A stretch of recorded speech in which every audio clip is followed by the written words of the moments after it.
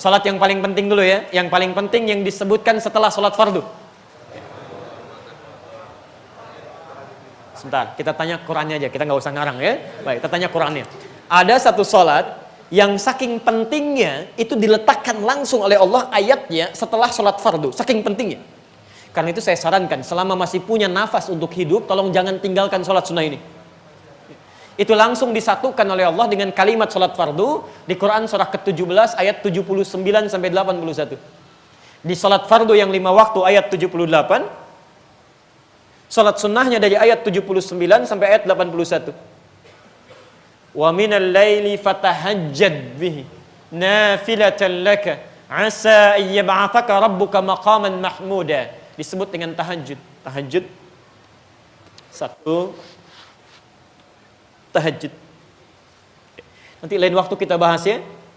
Orang yang menunaikan salat tahajud, kalau benar tahajudnya, Allah akan jamin memberikan 4 hal dalam hidupnya yang tidak akan pernah diberikan pada orang yang tidak tahajud sekalipun salat fardunya sangat khusyuk ditunaikan.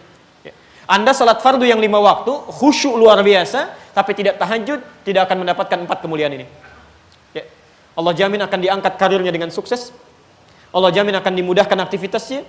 Allah jamin akan dikeluarkan saat dia mengalami kesulitan dengan cara terbaik. Dan yang keempat, Allah jamin kalau dia diganggu dalam kehidupannya, maka Allah langsung yang akan menolongnya tanpa perantara. Waj'alni min ladunka sultanan nasira. Dan ayat ini diturunkan ketika menolong Nabi SAW saat beliau akan hijrah dari Mekah ke Madinah. Bukankah Nabi ketika akan hijrah dikepung di rumahnya? 100 orang pemuda, pasukan khusus dengan pedang yang sudah terhunus. Kata para sejarawan, maaf, jangankan manusia, binatang lewat saja pasti akan kelihatan. Dengan keadaan yang sudah sedemikian genting. Yang di rumah cuma ada 3 orang. Nabi SAW, ada Abu Bakar, ada Ali bin Abi Thalib, anak muda yang luar biasa. Ini ada Risma di sini, saya dengar anak-anak muda ya. Maka lihat bagaimana cara Ali bin Abi Thalib meneladani keteladanan Nabi dan mempraktekkan dalam kehidupan masa mudanya. Ini Ali manusia paling luar biasa, Pak. Sampai putri Nabi itu dinikahkan dengan Ali. Banyak pemuda kaya yang lainnya, tapi Ali yang dipilih. Anda bisa nggak kebayang begini? Ada anak muda, ketika Nabi akan hijrah, kata Rasulullah, Abu Bakar ikut saya, temani. Ali, kamu gantikan saya, tidur di tempat tidur saya. Tempat tidur Nabi, satu-satunya tempat pada waktu yang sudah ditentukan, itu yang akan didobrak dan pedang langsung terhulus di dalamnya. Resikonya langsung dengan kematian. Sadar betul. Apa kalimat Ali? Tidak ada tawar-menawar, tidak mengatakan apapun. Bala ya Rasulullah, siap. Dia sadar, beliau sadar, taruhannya kematian, tapi nggak ada kalimat lain. Nggak ada misal ya Rasulullah jangan saya lah. Abu Bakar aja yang tuaan dikit misalnya, nggak ada. Langsung gitu. Abu Bakar temani saya, kamu gantikan saya. Bala ya Rasulullah, siap. Allahu Akbar. Apa yang terjadi? Apa yang terjadi?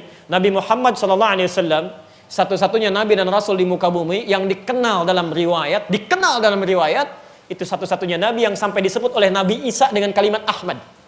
Ahmad itu bentuk mubalaghah dari kata Hamid, yang rajin ibadahnya kepada Allah Subhanahu wa taala. Nabi yang dijamin masuk surga, dijaga dari kesalahan, hidupnya luar biasa nyamannya, dekat dengan Allah, masih mau menunaikan sholat tahajudnya sampai bengkak-bengkak kakinya. Bengkak-bengkak kakinya, kesaksian dari istrinya, Sayyidah Aisyah radhiyallahu taala anha. Sayyidah Aisyah sampai ketika beliau bangun melihat kaki Nabi sudah bengkak, buat tahajud. Jangan Anda kira selesai salatnya, baru rakaat pertama. Rakaat pertama, Nabi, Rasul, dijamin masuk surga, bebas dari kesalahan. Bacaan pertamanya, Masya Allah, 5 juz, 10 halaman. Al-Baqarah, 286 ayat. Ali Imran, 200 ayat. An-Nisa, 176 ayat, sampai diselesaikan. Begitu selesai An-Nisa, baru kemudian ruku. Nabi, Rasul dijamin masuk surga, bebas dari kesalahan, tingkat surganya paling tinggi, menunaikan tahajud sampai bengkak-bengkak kakinya, 5 juz 10 halaman. Ada orang bukan Nabi, bukan Rasul, belum jelas surganya, banyak kesalahannya, amalan berantakan, hisab menegangkan. Masya Allah, jangankan sholat tahajudnya, sholat fardunya masih ketinggalan.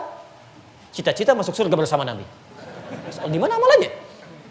Karena itulah, karena semakin dekat dengan Allah Subhanahu wa taala, yang mustahil terjadi, bebas sampai ke Madinah dengan selamat dan karirnya terangkat dengan sempurna. Jadi